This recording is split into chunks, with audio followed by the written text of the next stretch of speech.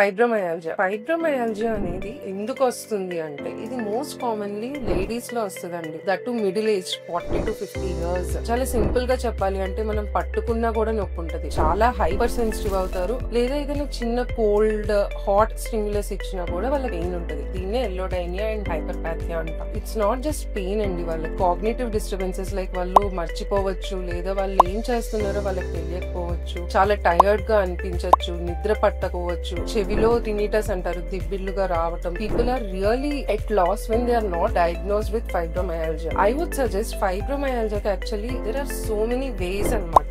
Pharmacology medications, lifestyle changes ఉంటాయి, physical exercises ఉంటాయి, anxiety disorders ఉంటాయి. సో సైకియాట్రిక్ ఎవాల్యుయేషన్ కూడా అవసరం పడచ్చు ఒక్కొక్కసారి. సో ఆ ఫిజికల్ థెరపీ అన్ని కూడా వాళ్ళు చేస్తే వాళ్ళకి చాలా రిజల్ట్స్ ఉంటాయి.